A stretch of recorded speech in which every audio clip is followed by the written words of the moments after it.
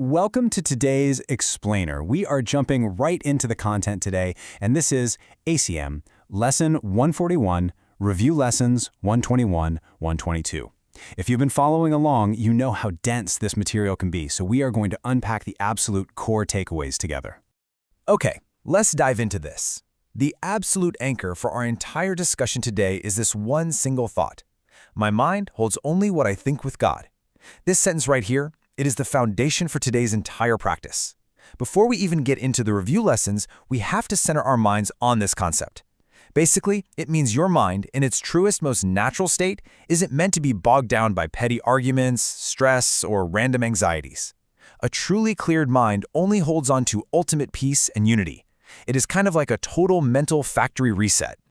So, building straight off that mental reset, we are looking at two unapologetically bold claims to review today.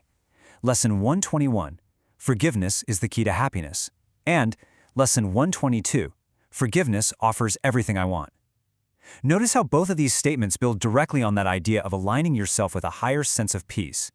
They are uncompromising, right? They don't say forgiveness is a key or it offers a few things you might like. Nope, they frame it as the ultimate, all-encompassing solution. But hold on a second, because to really get this, we have to demystify one specific word, and that's forgiveness. In everyday language, when we hear forgiveness, we instantly think about pardoning a friend who wronged us or something similar. But in this context, it is so much broader than that. Here, forgiveness actually means letting go of mental clutter, your anxieties, and your grievances to make room for a higher, peaceful perspective. It's not just about letting someone else off the hook, it is literally letting yourself off the hook. You are just taking out the emotional trash so you can achieve pure, uninterrupted peace. And this brilliantly illustrates the silent choice we're making every single day without even realizing it. Look at this contrast. On one side, you've got thinking with God, which we've established means pure peace, happiness, and just dropping those grievances entirely. That's the uncluttered state. But on the flip side, when we hold on to our grievances, we get stress, anger, feeling totally unfulfilled, and a deep sense of lacking. It's a stark comparison.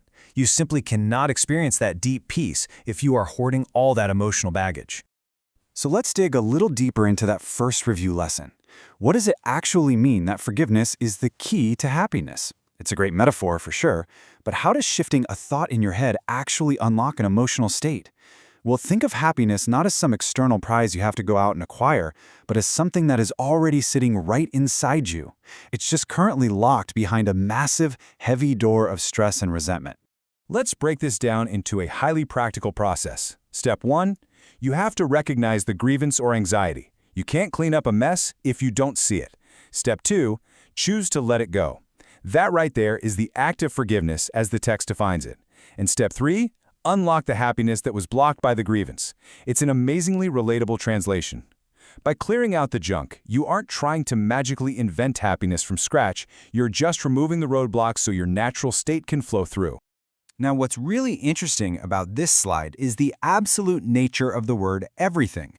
We are moving to Lesson 122, Forgiveness offers everything I want.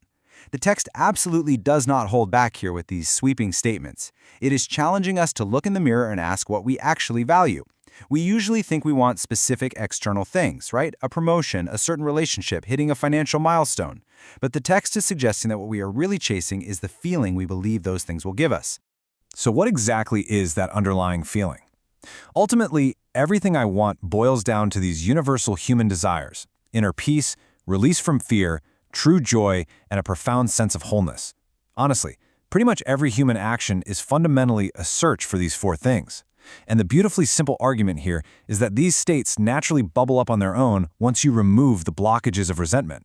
You don't have to chase them, you just have to stop blocking them. Now, I know what some of you are thinking. You want to apply this, so you're asking, okay, how long and how many times do you need to practice this throughout the day? It sounds amazing in theory, but how does this actually work on a frantic Tuesday afternoon when your inbox is on fire and you're late for a meeting? Well, to answer that, we have to look closely at the source material. The text actually implies continuous practice rather than a strict minute-by-minute schedule. Some earlier lessons might give you very rigid time frames, like doing it every hour on the hour, but this specific review lesson is all about integration. The goal isn't to set a phone alarm, it's to carry these sentences with you all day long, letting them hum quietly in the background of your consciousness. So the crucial point is how you actually weave this into your daily routine. Here is your structured roadmap. First, start the day by reciting the 3 sentences to anchor your morning. Second, intend to hold them in your mind continuously as you go about your tasks. And third, actually scratch that. This is absolutely the most important one. Recall them instantly when stress arises. The very second you feel yourself getting angry or overwhelmed, you hit this mental reset button. It is a tool you keep in your pocket to pull out the exact moment you lose your peace.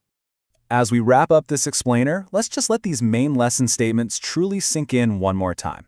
Lesson 121, forgiveness is the key to happiness. And Lesson 122, forgiveness offers everything I want. This is your ultimate takeaway today. If you remember absolutely nothing else from our breakdown, remember that clearing your mind of grievances is, according to this text, the single most effective way to unlock the joy and peace you are looking for. I want to leave you with a final thought to chew on as you go about your day.